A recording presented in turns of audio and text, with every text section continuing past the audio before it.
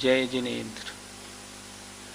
पाठशाला के कार्यक्रम में हम आजकल भक्तामरी स्तोत्र का अर्थ आपको पढ़ा रहे हैं। कल हमने आपको भक्तामरी स्तोत्र के प्रथम और द्वितीय दो काव्यों का अर्थ पढ़ाया था। संस्कृत कड़ी तो होती है, लेकिन थोड़ा मन लगाया जाए तो समझ में आती है। वास्तव में हमारी भाषा है ही संस्कृत, और संस्कृत थोड़ी नहीं समझेंगे तो शास्त्रों का ज्ञान होगा कैसे। स्तोत्र का आनंद लेना है तब तो संस्कृत का अध्ययन थोड़ा करना ही पड़ेगा। हमें उम्मीद है हमने आपको बहुत एक एक शब्द का अर्थ पढ़ाया था। आपने एपिसोड के बाद, एपिसोड देखने के बाद आपने फिर उसका थोड़ा अभ्यास भी किया होगा। तरीका क्या है? तरीका ये है, आप पहले प्रोग्राम देख लें। प्रोग्राम देखने के बाद आपने जो डायरी में नोट किया है उसके हिसाब से स्वयं भी उसका अर्थ लगाएं। अर्थ आराम से लगेगा। हम सबके पास घरों में अर्थ वाली पुस्तकें भी हैं भक्तामरी स्तोत्र की, उनको निकाल लें और अर्थ लगाएंगे, अर्थ आराम से लग जाएगा। इसलिए कोशिश थोड़ी करेंगे तो काम होगा। आज हम आपको फिर दो काव्य, तीसरा और चौथा, ये दोनों काव्य आज हम उनका अर्थ आपको बताएंगे। तो आइए तीसरे काव्य का उच्चारण हम प्रारंभ करते हैं। बुद्ध्या विनापि विबुधार्चित पाद पीठ, बुद्ध्या विनापि विबुधार्चित पाद पीठ, तुम समुद्यत मतेर्विगतत्र पोहम्, तुम समुद्यत मतिर्विगतत्र पोहम्, बालं विहाय जल संस्थितमिन्दुबिम्ब, बालं विहाय जल संस्थितमिन्दुबिम्ब, मन्यः क इच्छति जनः सहसाग्रहीतुम्, मन्यः क इच्छति जनः सहसाग्रहीतुम्। एक बार सब बोलो। बुद्ध्या विनापि विबुधार्चित पाद पीठ, श्रोतुं समुद्यत मतिर्विगतत्र पोहम्, बालं विहाय जल संस्थितमिन्दुबिम्ब, मन्यः क इच्छति जनः सहसाग्रहीतुम्। काव्य का उच्चारण हुआ। आइए अब उसके एक एक शब्द का अर्थ देखते हैं। बुद्ध्या, बुद्धि के, बिना अपि, बिना भी, बुद्धि के बिना भी। भगवान के लिए संबोधन दे रहे हैं। विबुधार्चित पाद पीठ। विबुधार्चित का अर्थ देखिए वहाँ सामने, देवों के द्वारा पूजित है। पादपीठ माने चरण रखने का आसन, अर्थात जिनका चरण रखने का आसन देवों के द्वारा पूजित है, ऐसे है भगवान। ये भगवान का संबोधन है।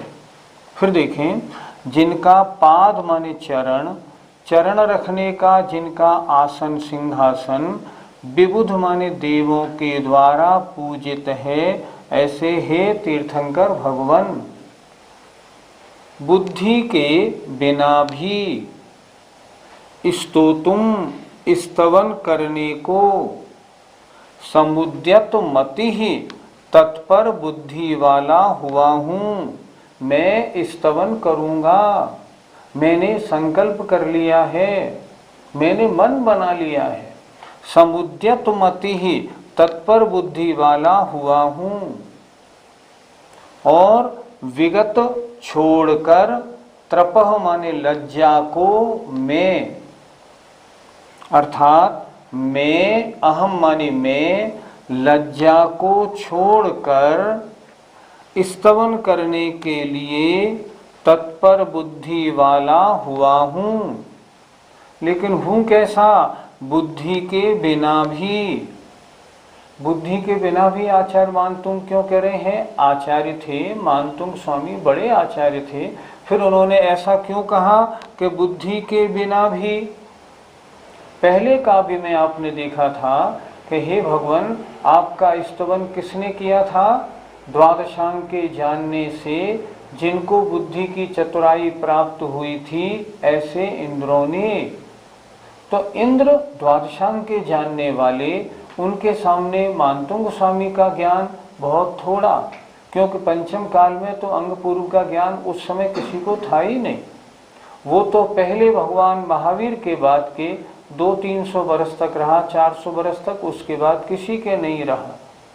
तो मानतुंग स्वामी अपनी लघुता बता रहे हैं, उन्हें जरा भी रंच मात्र भी अभिमान नहीं है। वो क्या कह रहे हैं?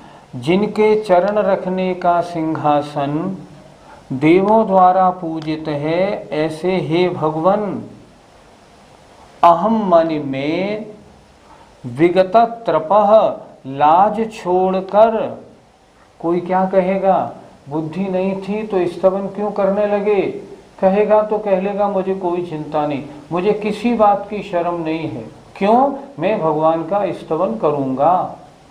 विगत त्रपह लज्जा छोड़कर स्तोतुम स्तवन करने के लिए समुद्यत मति ही तत्पर बुद्धि वाला हुआ हूँ।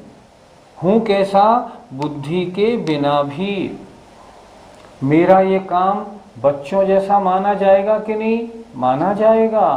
आचार्य मानतुंग स्वामी खुद कह रहे हैं, जैसे बालम विहाय, बालक को विहाय माने छोड़कर, जल संस्थितम, जल में मौजूद, जल में दिखाई पड़ने वाले, इंदु बिंबम, माँ इधर से ले लिया, चंद्रमा के बिंब को, अन्य माने अन्य कौन, जन माने पुरुष, सहसा माने बिना विचारे, ग्रहीतुम पकड़ने की, इच्छति इच्छा करता है।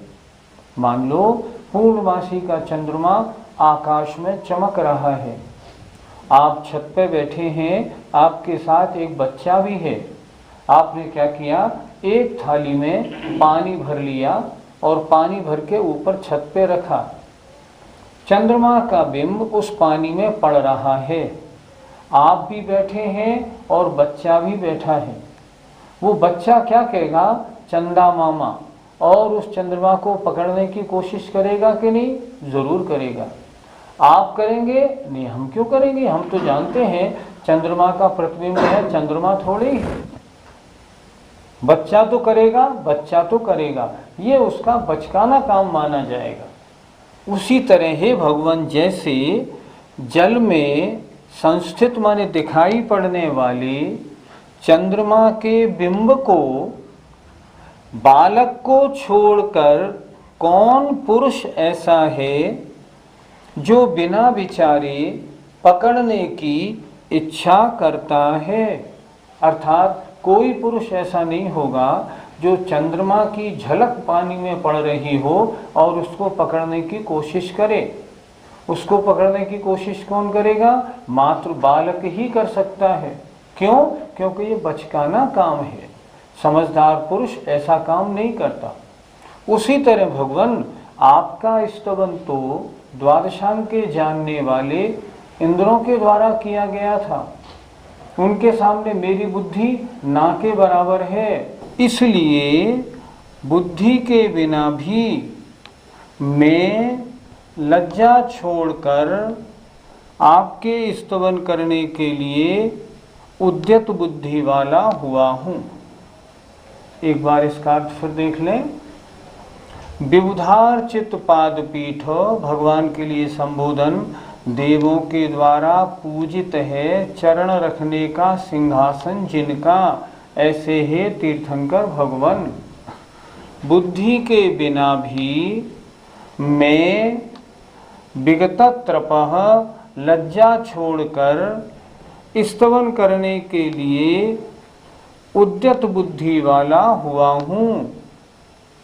जैसे बालक को छोड़कर जल में दिखाई पड़ने वाले मौजूद स्थित चंद्रमा के बिंब को अन्य कौन पुरुष ऐसा होगा जो बिना विचारे पकड़ने की इच्छा करता है, अर्थात कोई नहीं। इसीलिए भगवान बुद्धि के बिना भी मैं आपके स्तवन करने के लिए आगे उद्यत बुद्धि वाला हुआ हूँ। पंडित जी, पाद पीठ से क्या मतलब होता है? पाद पीठ का मतलब होता है चरण रखने का सिंहासन, जिस पर चरण रखे जाते हैं। ने लज्जा त्याग कर क्यों कहा? लज्जा त्याग कर इसलिए कहा कि कोई क्या कहेगा, मुझे इसका जरा भी लज्जा या शर्म नहीं है, मैं तो स्तवन करूँगा। कोई ये कहेगा अगर आप उन इंद्रों के मुकाबले थोड़ी बुद्धि वाले थे तो फिर आपने स्तवन क्यों किया? नहीं, मुझे किसी बात की कोई शर्म नहीं, मुझे तो भगवान का स्तवन करना है। मैं चाहे कितनी कम बुद्धि वाला क्यों न हूँ, मैं तो स्तवन करूँगा। इसलिए उन्होंने स्तवन किया। तीसरा काव्य का अर्थ हो गया। अब आइए चौथे काव्य पर चलते हैं। वक्तुं गुणान् गुण समुद्र शशांक कांतान्, गुणान् गुण समुद्र शशांक कांतान्, तीक्ष्णः सुर गुरु प्रतिमोऽपि बुद्ध्या, तीक्ष्णः सुर गुरु प्रतिमोऽपि बुद्ध्या, कल्पान्तकाल पवनोद्धत नक्र चक्रम्, कल्पान्तकाल पवनोद्धत नक्र चक्रम्, को वातरीतुमलमम्बुनिधिं भुजाभ्याम्, को वातरीतुमलमम्बुनिधिं भुजाभ्याम्, वक्तुं गुणान् गुण समुद्र शशांक कांतान्, कस्तीक्ष्णः सुर गुरु प्रतिमोऽपि बुद्ध्या, कल्पान्तकाल पवनोद्धत नक्र चक्रम्, को वातरीतुमलमम्बुनिधिं भुजाभ्याम्। आइए अब इसके अर्थ पर विचार करते हैं। वक्तुम कहने के लिए, गुणान गुणों को, हे गुण समुद्र, ये भगवान का संबोधन, हे गुणों के सागर, हे गुणों के सागर, आपके गुणों को कहने के लिए। आपके गुण कैसे हैं? शशांक कांतान, शशांक माने चंद्रमा, चंद्रमा जैसी कांति वाले, चंद्रमा जैसी कांति वाले अर्थात स्वच्छ पवित्र। ऐसे शशांक कांतान, चंद्रमा जैसी कांति वाले, गुणान गुणों को, किसके गुणों को? ते माने आपके, आपके चंद्रमा जैसी कांति वाले गुणों को कहने के लिए, हे गुणों के सागर भगवान। सुरगुरु प्रतिमा अपि, इधर देखिए, सुरगुरु माने बृहस्पति के, प्रतिमा अपि माने सदृश भी। बृहस्पति कहते हैं देवताओं के गुरु, तो बुद्धि में कैसा हो, बुद्धि में चाहे देवताओं के गुरु जैसा बृहस्पति जैसा हो तो भी बुद्धिया बुद्धि से सुरगुरु प्रतिमा अपि सुरगुरु के समान भी कह क्षमः कैसे समर्थ हो सकता है, अर्थात समर्थ नहीं हो सकता। फिर देखें, हे गुणों के सागर, हे गुण समुद्र, हे गुणों के सागर, ते माने आपके शशांक कांतान चंद्रमा जैसी कांति वाले धवल पवित्र, ऐसे गुणों को कहने के लिए बुद्धि से सुरगुरु के समान भी कह क्षमः कैसे समर्थ हो सकता है, अर्थात समर्थ नहीं हो सकता। भगवान आपके गुण कितने हैं? अनंत। अनंत गुणों को कहने की सामर्थ्य किसमें है? किसी में नहीं। बृहस्पति हो, मैं तो कहता हूँ गणधर देव स्वयं भी अगर आए तो भी आपके अनंत गुणों का कथन नहीं कर सकते। आगे उदाहरण दे रहे हैं। आचार्य मानतुंग स्वामी ने इन काव्यों में एक बात बड़ी सुंदर की है। जैसे आपने पहले तीसरे काव्य में देखा ना, पहले उन्होंने बताया बुद्धि के बिना भी, और बाद में उन्होंने उदाहरण दे दिया। जैसे पानी में चंद्रमा का बिंब चमक रहा हो तो बालक ही तो पकड़ने की कोशिश करता है, इसी तरह यहाँ भी उदाहरण दे रहे हैं। क्या कह रहे हैं? कल्पांत काल, कल्पांत काल माने प्रलय काल की, पवन माने हवा से, उद्धत माने प्रचंड। समुद्र कैसा हो? समुद्र में लहरें तो वैसे ही आती हैं, और अगर समुद्र में हवा कौन सी आ जाए, जैसी हवा चलती है प्रलय काल की। प्रलय काल की हवा कितनी तेज होती है कि जब प्रलय काल की हवा चलती है सारे मकान नहीं, बड़े बड़े पहाड़ भी धराशायी हो जाते हैं, ऐसी प्रचंड वायु होती है। तो कह रहे हैं प्रलय काल की हवा से, उद्धत माने प्रचंड, और नक्र चक्रम माने मगरमच्छ के समूह वाले, ऐसे अम्बुनिधिम, अम्बुनिधिम माने समुद्र को, भुजाभ्याम अपनी भुजाओं से, तरीतुम तैरने में, तैरने के लिए, कोवा अलम कौन समर्थ हो सकता है? कोई नहीं। क्या उदाहरण दिया मानतुंग स्वामी ने? हे भगवान, एक तो समुद्र हो, और समुद्र को कैसी हवा उसमें लग रही हो? प्रलय काल की प्रचंड हवा। उस हवा के कारण उस समुद्र में तूफान मच रहा हो, और कैसा समुद्र हो? नक्र चक्रम, जिसमें मगरमच्छ भरे हुए हैं। ऐसे अम्बुनिधिम माने समुद्र को क्या भुजाओं से कोई तैर सकता है क्या? नहीं तैर सकता। ऐसे समुद्र को पार करने की सामर्थ्य किसी में नहीं।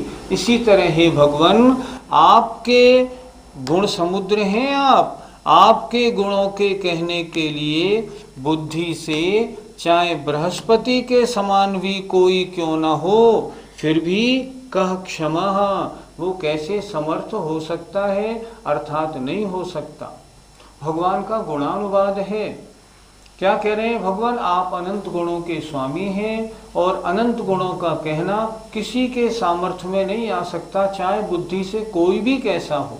एक बार फिर देखें, गुण समुद्रो, हे गुणों के सागर भगवन, ते माने आपके, शशांक कांतान चंद्रमा जैसी कांति वाले, गुणान गुणों को कहने के लिए बुद्धि से बृहस्पति के समान भी कोई हो तो भी कह क्षमः कैसे समर्थ हो सकता है? नहीं हो सकता। उदाहरण दे रहे हैं आचार्य कि प्रलय काल की प्रचंड वायु से जो समुद्र बड़ा प्रचंडता को प्राप्त है, जिसमें बड़ी बड़ी लहरें उठ रही हैं।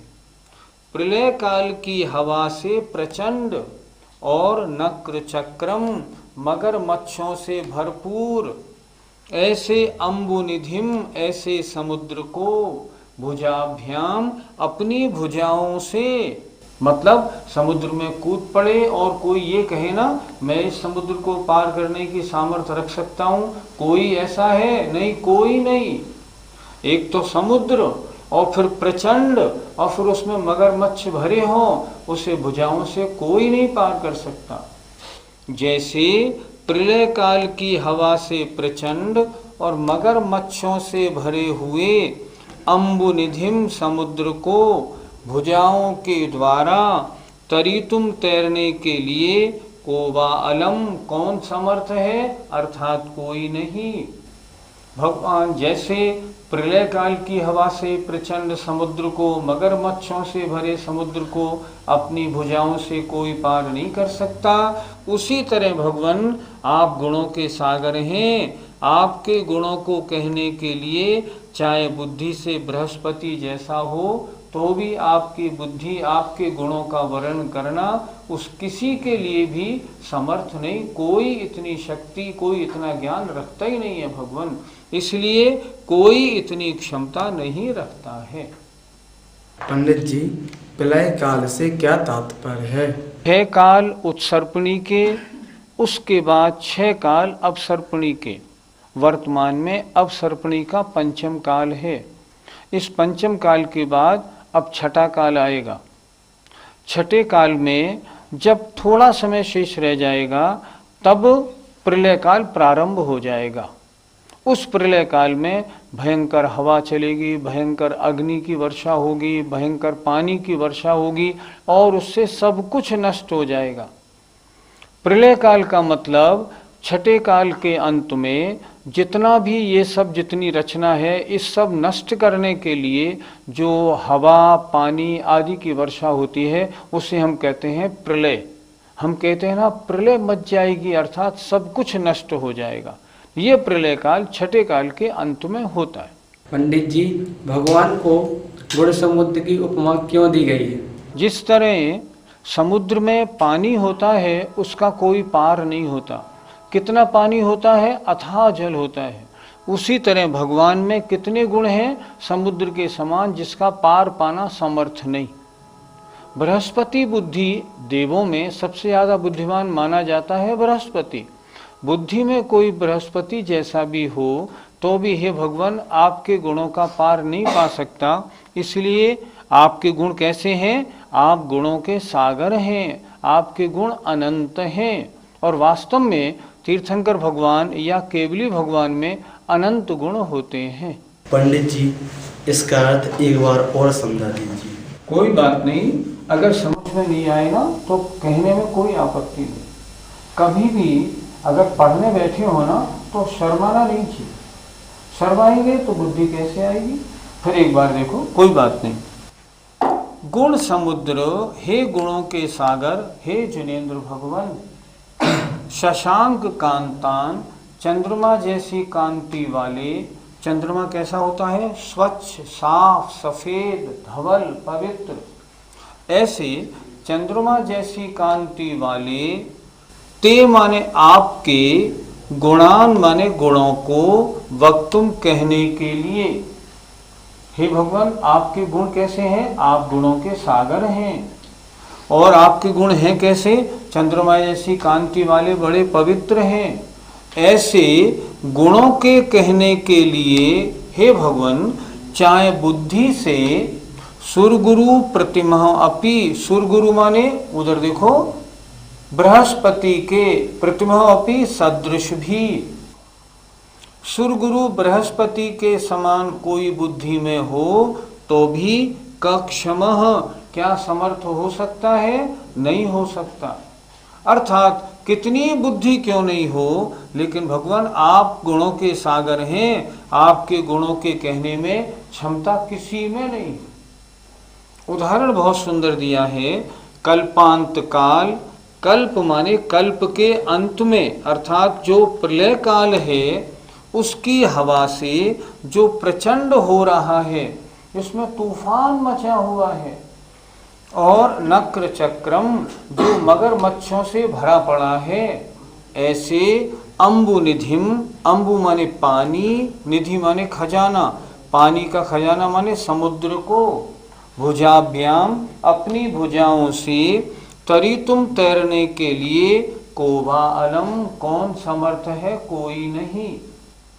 तात्पर्य क्या निकला, भगवान जैसे प्रलय काल की हवा से प्रचंडता को प्राप्त और मगरमच्छों से भरे हुए समुद्र को अपनी भुजाओं से पार करने में कोई समर्थ नहीं है, उसी तरह भगवान आप गुणों के सागर हैं। आपके पवित्र गुणों को चाहे बुद्धि में बृहस्पति जैसा भी क्यों न हो, फिर भी कक्षमः क्या समर्थ हो सकता है, नहीं हो सकता।